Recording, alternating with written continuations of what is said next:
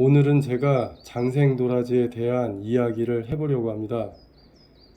제가 8월 7일에 올린 장생도라지 영상 댓글에 어떤 분께서 장생도라지에 대한 명칭을 함부로 사용하면 상표권 무단 사용으로 법적 손해를 입을 수도 있으니까 가급적이면 장생도라지라고 글을 쓰지 말고 암벽도라지, 절벽도라지, 먹도라지, 야생도라지라고 표기를 하는 게 좋겠다고 댓글로 알려주셨는데요. 그분이 남기신 댓글을 읽고 나서 제가 그동안 알고 있었던 정보하고는 너무 다르다는 생각이 들어서 장생도라지라는 명칭에 대해서 이번 기회에 특허를 받았다는 해당 회사와 특허청에 정식으로 잘 알아봐야겠다는 생각이 들었습니다. 왜냐하면 옛날 사람들이 한자로 쓴 책에도 긴 세월을 야생에서 생명력을 유지하면서 장수하는 약초들을 가리켜서 장생, 장생약초, 장생을 하게 해주는 산삼, 장생오가피, 장생도라지라는 글자 표현을 대중적으로 이미 사용해 왔었는데 장생도라지라는 명칭을 어떤 회사에서 독점으로 특허를 받았기 때문에 일반 사람이 함부로 사용하면 상표권 무단 사용했으니 법적 손해를 입을 수도 있다는 말인데 뭔가 앞뒤가 안 맞는다는 생각이 들었습니다. 장생도라지라는 글자는 현재도 유튜브나 인터넷 검색창에 검색을 해봐도 알겠지만 모든 사람들이 자신이 만든 영상이나 설명글에서도 자유롭게 사용하고 있는 글자 표현입니다. 저도 마찬가지고요. 덧붙여서 말하면 장생이라는 한자 표현은 긴 세월 동안 생명력을 유지한다는 표현입니다.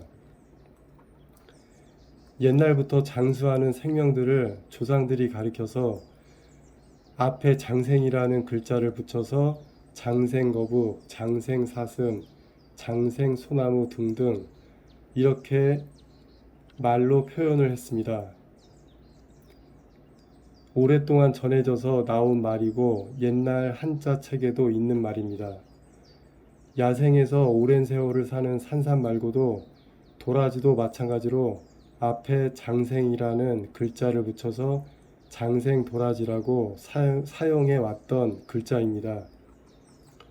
그런데 과연 특허청에서 대중적으로 이미 일반 사람들이 쓰고 있었던 장생도라지라는 글자 표현 방식을 두고 장생도라지 명칭을 함부로 일반 사람들이 사용 못하게끔 하나의 회사에게만 국한되게 독점으로 상표권을 전부 줬을까 하는 의심이 자꾸 생겼습니다. 일단 장생도라지라는 명칭을 사용하면 무단 사용으로 법적 손해를 입을 수도 있다고 댓글로 알려주신 분이 계셨기 때문에 이 부분에 대해서 이번에 확실하게 알아보고 공부 좀 해야겠다는 생각이 들었습니다. 아마 제 영상을 시청하시는 다른 분들께서도 평상시에 모두가 사용해왔던 장생도라지라는 말 표현을 가지고 갑자기 누군가가 무단으로 사용하면 법적 손해를 입는다고 한다면 저처럼 궁금증이 생겨서 자세히 알아보고 싶은 마음이 생기실 거라고 생각합니다. 오늘 아침에 장생도라지 이름 특허를 받았다는 회사에 특허 관련 직원분과 전화 통화를 해봤습니다. 그리고 나서 특허청에도 전화해서 장생도라지 특허받은 회사 이름과 그곳 직원이 제게 했던 이야기 내용을 전부 설명을 하고 그 부분에 대한 특허청의 이야기를 자세히 듣게 됐습니다. 특허청에서는 장생도라지 이름 특허받은 회사에 다시 전화를 해서 특허받았다는 특허 권리 번호를 물어보고 특허청에 다시 알려달라고 했습니다. 그 이유는 특허 권리 번호를 알아야 그 회사가 받은 특허가 어느 부분 선까지의 특허 허용 범위인지를 알 수가 있다는 답변이었습니다. 그리고 덧붙여서 말을 하시길 저같이 개인 유튜브 하는 분들이 만든 영상에 설명을 위해서 말과 글로 장생도라지라고 표현을 한 것에까지 제재를 하는 특허는 없다고도 말했습니다. 이것 말고 특허청에서 들었던 내용이 더 있지만 지금까지 저한테 필요한 일부만 말했을 뿐이고 잘못하면 상대방 입장을 배려하지 못하는 말도 제가 할 수 있기 때문에 더 이상의 말은 하지 않겠습니다.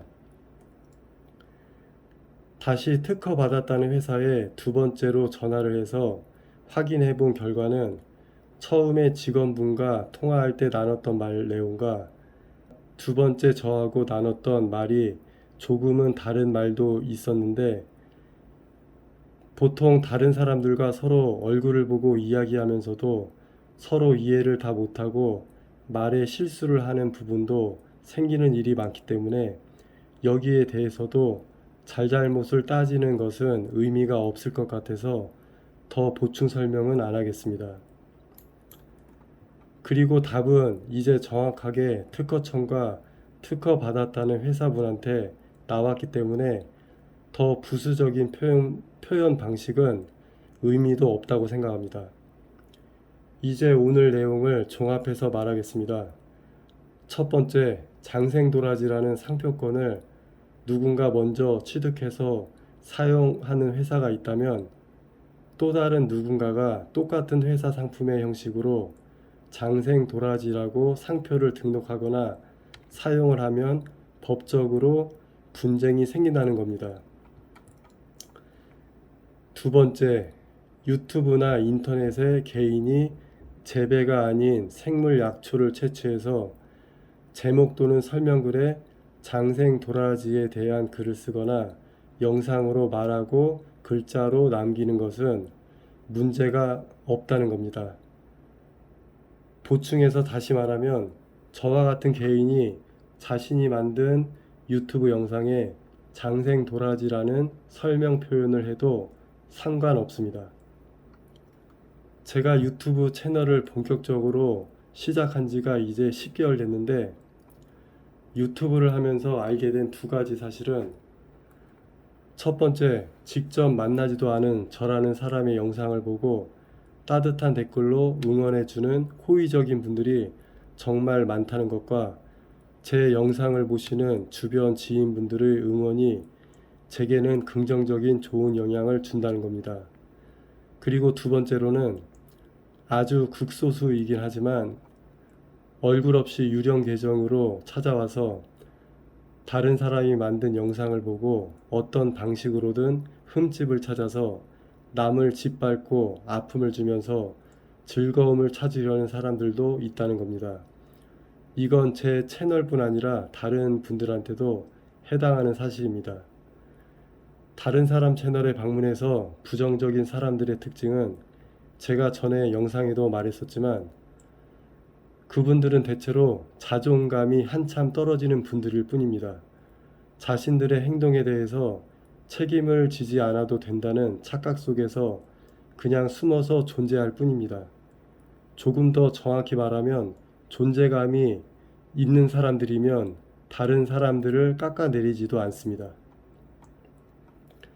그리고 마지막으로 어제 제 영상 댓글에 장생도라지 명칭에 대해서 글을 남겨주셨던 분은 제게 호의를 갖고 좋은 뜻에서 해주신 말이기 때문에 제가 한편으로는 고맙게도 생각합니다.